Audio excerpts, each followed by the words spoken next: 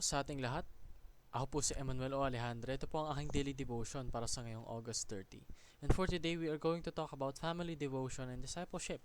May kita po natin ito sa Deuteronomy chapter 6 verses 5 to 7 na nagsasabing, "Love the Lord your God with all your heart, and with all your soul, and with all your strength. These commandments that I give you today are to be on your hearts. Impress them on your children. Talk about them when you sit at home, and when you walk along the road, when you lie down, and when you get up."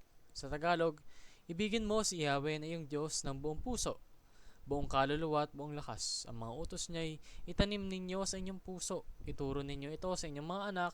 Pag-aralan ninyo ito sa iyong tahanan, sa inyong paglalakbay, sa inyong pagtulog sa gabi at sa inyong pagbangon sa umaga. So, basically, this is saying that as Christians, as mga taong naniniwala at nananampalataya sa Panginoon, we need to expand the territory of God by influencing people to have faith in Him, no? Kumbaga, when we are part of a family, we should make it so that loving God is the central of that family. Kumbaga, umiikot sa pagmamahal ng Panginoon at sa kanyang mga katuruan yung pamilya upang tunay na umusbong sila, no? Pangalawa, discipleship happens in the family. So, most po sa atin may misconception na ang discipleship is on strangers. But actually, it starts within the family. Kapag yung mga parents, they want to guide their children of a young age, they perform discipleship. Kasi sa family, yung each and every member doon, they spend majority of the time that they have spend with each other.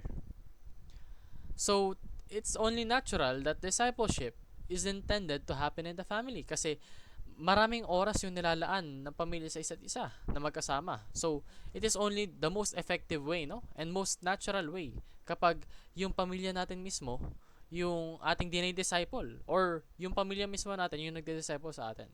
And lastly po sa ating teachings, every family is a family church.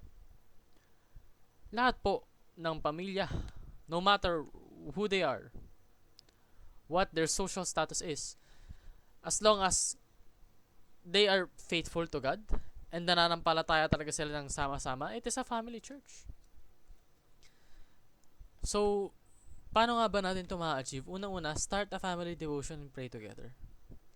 Maging devoted po tayo as a whole family, united, and to pray and praise God along with the company of each other.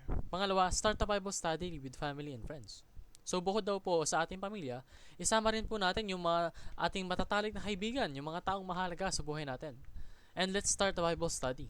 Naaralin natin ang katuruan, ang salita ng Panginoon, at gawin natin itong gabay upang maisabuhay natin yung mga teachings ni God.